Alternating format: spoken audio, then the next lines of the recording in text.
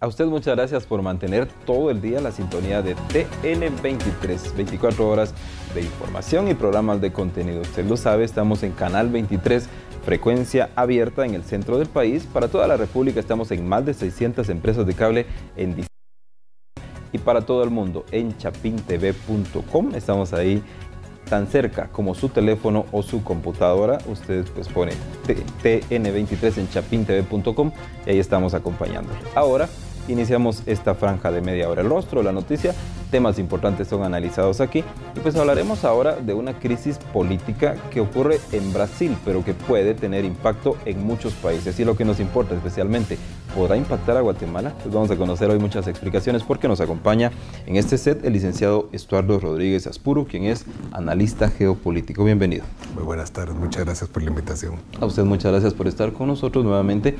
Y pues para empezar, hablemos sobre los últimos años de la historia política de Brasil, como para entrar entonces en materia nuevamente. Muy buena pregunta. Bueno, realmente Brasil ha tenido un periodo de transición, un giro hacia la izquierda en el tema desde que entró el presidente Lula da Silva y luego se consolida el Partido de los Trabajadores, que son los petistas, así les dicen, con la entrada luego al gobierno. En Brasil se dan dos periodos, hay un periodo de reelección, una opción de reelección, y en el caso de Lula pues la obtuvo, y en el caso de Dilma Rousseff también. El problema reciente es de que de 1992, en una modificación de constitucionales, se creó un tema llamado impeachment. El impeachment es muy conocido sobre todo en las líneas de pensamiento muy anglosajonas como un proceso de destitución a un cargo, alto cargo. Ha pasado en algunos procesos de impeachment en Estados Unidos, en Inglaterra, pero en Latinoamérica se está volviendo célebre el caso de lo que está sucediendo actualmente en dicho país. Para situar adelante, para no hablar tanto de historia, el proceso se califica como análisis geopolítico casi como una tormenta perfecta, porque se unen tres procesos difíciles: una crisis económica, una crisis fiscal y por supuesto una crisis política. Esto, si queremos hacer una comparación, analogía con lo que pasó el año pasado con Guatemala, Guatemala no había una crisis económica, pero sí una crisis política. Cuando se juntan es cuando más se siente el golpe, y esto lo está sufriendo Brasil. Una desaceleración de la economía tremenda, problemas fiscales, que a eso vamos a llegar con el proceso de Dilma Rousseff. Y para agregar pues más problemas es que hay bastante conflicto entre las partes políticas que lideran Brasil. ¿Cuál es el sistema de gobierno en Brasil y cuál es la comparación con el sistema de gobierno de Guatemala? Entonces, ¿en qué se parece y en qué no? Pues básicamente, muy interesante también la pregunta. Es un sistema constitucional presidencial, ¿verdad? Como es el guatemalteco. Creo que la diferencia más importante podríamos verla, Guatemala como un país con un sistema político muy interesante, tiene un poder que lo da la Corte de Constitucionalidad, eso no existe tal como existe aquí en Guatemala, en Brasil. Pero en Brasil sí existen dos cortes, está una cámara de congresistas y una cámara de diputados. Algo así como el modelo norteamericano, que tiene su cámara de senadores y su cámara de representantes. Eso hace muy interesante también el sistema político brasileño. Siempre he pensado que es muy interesante que exista un modelo con ambas cámaras. Pero sé que en este momento en Guatemala no sería muy prudente proponerlo, porque ya no quieren un congreso, imagínense un congreso, un parlamento, entonces eso sería un problema. Pero bueno, básicamente esas son las diferencias que tiene, porque realmente son sistemas presidencialistas, ¿verdad? La otra tal vez diferencia ya en el mandato es de que Guatemala nunca ha permitido, por razones bastante obvias, la reelección, cosa que sí se da en Brasil. Hay un sistema de reelección, un presidente puede volverse a elegir por un periodo más. En Guatemala investiga el Ministerio Público, pero en este caso y en los últimos años con el respaldo de la CICIG. ¿Quién investiga en Brasil? Sí, buena pregunta también. El sistema de Brasil tiene su sistema judicial. Él es el que lleva el proceso de varios procesos, de hecho, de corrupción. De hecho, es muy singular y muy simpático cómo se inicia el proceso de corrupción en Brasil, de este caso, sobre todo que se acerca tanto a la presidencia, como en el caso del expresidente Lula. Y es en una gasolinera, por cierto, en una gasolinera en el centro de Brasil, donde se está controlando una casa de cambio que está haciendo lavado de dinero. Y de repente empiezan a controlarlos y se dan cuenta de que hay plata de uno de los gerentes de Petrobras, que es una de las empresas más grandes del mundo, no de Brasil, sino del mundo. La empresa petrolera estatal, y empiezan entonces a investigar qué está pasando por ahí. Y también unos regalos un poco exóticos, ¿verdad? Camionetas de mucho lujo. Y entonces ese camino da a ciertas autoridades y importantes personajes políticos de Brasil.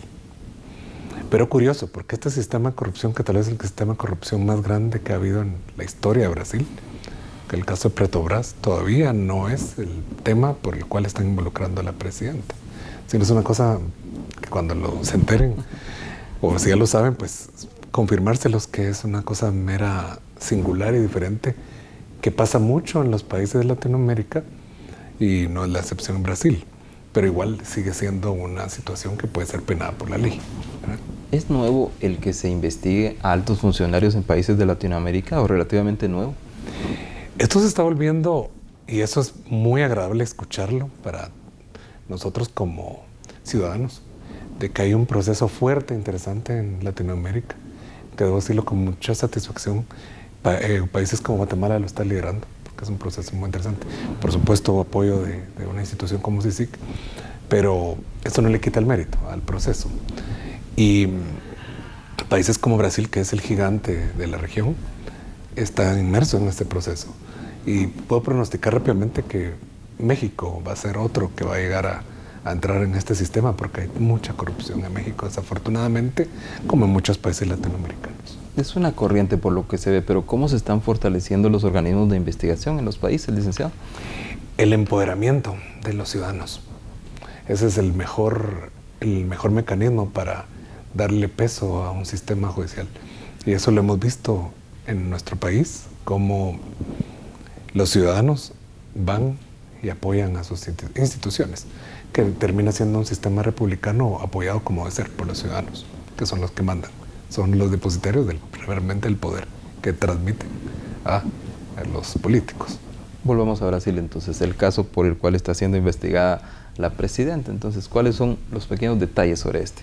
Sí, curioso, pero no lograron, veo así, lo interpreto yo, no lograron encontrar una parte donde la presidenta Rousseff tuviera una implicación muy directa con el escándalo de corrupción de Petrobras. Pero sí encontraron en esa investigación un detalle muy interesante, que es por el cual se le está acusando, y es por el maquillaje de los presupuestos, sobre todo el tema fiscal de Brasil, donde hace ver que las cosas van un poco mejor de las que realmente están. Y eso lo lograron detectar, y eso está dictaminado en la ley, sobre todo la ley brasileña, donde esa alteración de números, bueno, casi a todos lados, ¿verdad? La alteración de números y cifras, manipulación de las mismas, pues es un delito, ¿verdad? Sin embargo, considero, y esa es mi apreciación como analista político, que el proceso ha sido muy rápido y muy tendencioso. Y por eso es que hace que se polarice mucho el tema en Brasil. Porque a pesar de que la popularidad de la presidenta brasileña es muy baja, el tema da mucho debate, ¿verdad? Porque hay mucha gente que es de un ámbito muy democrático, a pesar de que no está muy de acuerdo con la gestión de Dilma Rousseff, consideran, así lo ven en su interpretación, que es una especie de golpe técnico, ¿verdad? Legal, pero golpe al fin, para la presidenta que ha sido electa pues, por los brasileños. Es una situación muy difícil el poder explicar bien el impeachment, porque a pesar de que se conocen casos, de hecho Brasil vivió ya un caso de impeachment de Fernando, el expresidente brasileño, se cuesta manejarlo, sobre todo en una situación como menciono, ahora que se le acusa de este maquillaje. 180 días tiene la justicia para demostrar que sí tiene responsabilidad en el caso. ¿Qué números o qué indicadores eran los que estaba escondiendo o maquillando? Pues básicamente era hacer ver que la economía está un poco mejor de lo que realmente está. Es muy evidente que la desaceleración de la economía brasileña va a muy bajo crecimiento, muy pobre realmente a lo que venía produciéndose en tiempos anteriores. Se entiende que Brasil, como muchos países latinoamericanos, sobre todo sudamericanos, gozaron de muchos años de vacas gordas con el tema de los commodities, las materias primas. Brasil no fue la excepción, pero es una época de vacas flacas. Y entonces países como Venezuela, Brasil, Argentina, Chile también, porque le está afectando mucho con el cobre, están siendo afectados por esta situación y eso ha producido que las economías realmente tengan muy poco crecimiento. Gracias, licenciado Rodríguez. En este momento vamos a ir a la pausa, pero vamos a conocer mucho más respecto a esta crisis en Brasil y lo que nos interesa a los guatemaltecos. ¿Qué tanto puede afectar a nuestro país? Ahora volvemos. Gracias por continuar con nosotros en TN23 y en el rostro de la noticia. Rápidamente retomamos el tema entonces de la crisis política en Brasil y cómo puede afectar a nuestros países, especialmente a Guatemala. Seguimos con el licenciado Estuardo Rodríguez Aspuro, quien es analista geopolítico. Entonces, podemos analizar la gestión de la presidenta brasileña, quitando este tema de los señalamientos de corrupción, ¿cómo ha sido? Es que habría que empezar con la gestión de Lula da Silva. El presidente, a pesar de ser una línea izquierda, entendió que los temas de negocios hay que dejárselo a los que saben de negocios, los empresarios, y lo hizo muy bien. Y los empresarios le dejaron el manejar sus programas sociales. Entonces fue caminando muy bien, pero la economía está muy buena. Es que son los famosos ciclos. Los economistas que me están escuchando ahorita se recordarán que están en esos ciclos económicos y disfrutó de ese ciclo económico, como le tocó a Clinton en los 90. Disfrutó un sistema tremendo, una bonanza, y luego le cayó a Bush un ciclo económico no tan bueno.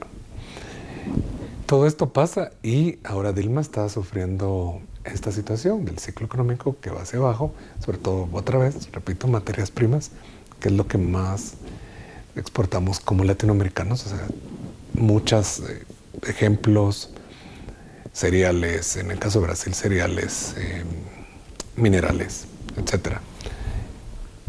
Chile, y lo voy a poner ejemplo para situar con Dilma Rousseff y la presidencia, Chile hizo algo muy inteligente. Desde hace décadas se dio cuenta de que estos procesos cíclicos son muy arriesgados. Entonces empezaron a ahorrar. Cuando recibían gran plata, sobre todo por el cobre, que son el primer productor mundial, el exportador del cobre, sobre todo cuando lo estoy exportando a China, a esos precios fantásticos que ya no están. Entonces eso no lo han hecho, muchos gastan en sus programas sociales, que no estoy diciendo esté bien o esté mal, pero lo hacen. Lo hizo Brasil, lo ha hecho Venezuela en demasía y por eso está sufriendo tantos problemas. Y eso le está pasando factura a Dilma, por supuesto también por muchos procesos de corrupción de sus compañeros. De hecho, la acusación de corrupción inicialmente fue por el fundador del Partido de los Trabajadores. Estamos hablando de que dentro del mismo seno del partido gobernante o el partido que le dio la presidencia a Lula y luego a Dilma, son los que iniciaron este proceso. ¿Qué tanto afecta el tema de los precios del petróleo a Brasil? Definitivamente. Es una situación muy lamentable y es como los commodities empiezan a caerse, ¿verdad? Los precios, estamos hablando de, imagínense un precio de $200, por ejemplo, en el caso del petróleo, por barril, y estar a 30, 24, etcétera, se siente la diferencia, ¿verdad? Por barril. Agreguémoslo a todos los commodities, que es lo que más produce Latinoamérica, materias primas para ser trabajadas. Por supuesto, ahorita me pueden argumentar, sí, pero no solo commodities tiene Brasil, tiene autos, por supuesto, ya listos para vender, etcétera.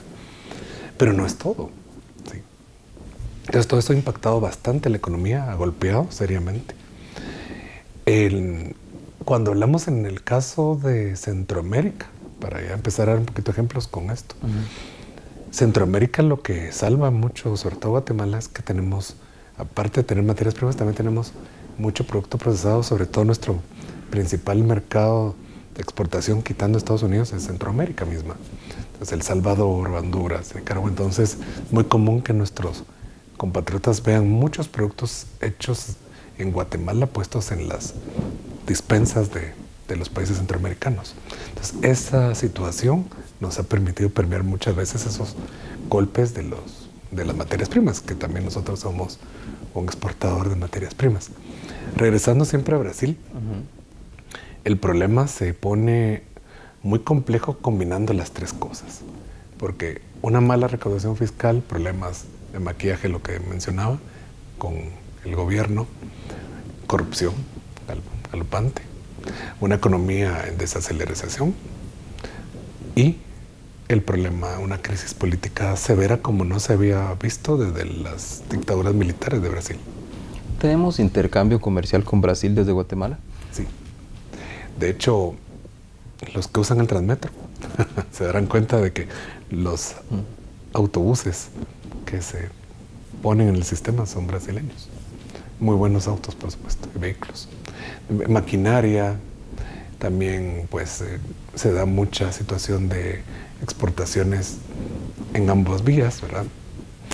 Parte de algunos productos como el cardamomo de Guatemala va un poco allá, otros, como ustedes saben, a Oriente Medio, pero básicamente es un intercambio que podría ser mejor, pero no es precisamente uno de nuestros principales mercados, o tampoco de Brasil para nosotros. Pero en este momento aún no está afectando a las economías de Centroamérica. Mutuas, Brasil con Guatemala, el intercambio comercial. No es tanto impacto, pero sí hay relaciones muy fuertes, por ejemplo, Brasil-Nicaragua, una relación muy interesante.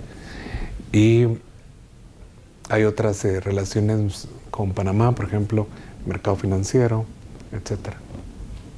En el plano diplomático, algunos países pues ya han rechazado lo que está sucediendo en Brasil. ¿Qué ha hecho Guatemala? ¿Cuál ha sido la postura y cuál podría o debería ser? Realmente creo que no se ha pronunciado Guatemala en torno a esto. Puedo estar equivocado, pero he visto yo más a Cancillería muy pendiente, porque debe ser así, pendiente del tema de Belice y otros temas muy cercanos. Pero creemos que sí, la mayoría de países y naciones latinoamericanas lo están haciendo. Sería interesante que hubiera un pronunciamiento por parte de Guatemala. Las posiciones son muy encontradas. Siempre un respeto al sistema, de no injerencia hacia los temas brasileños. Incluso el presidente de Argentina, Macri, que no es precisamente muy acercado ideológicamente a Dilma, como sí lo fue Cristina, tuvo una postura muy moderada, porque entre ellos sí son socios muy importantes, entre Brasil y Argentina, Argentina-Brasil.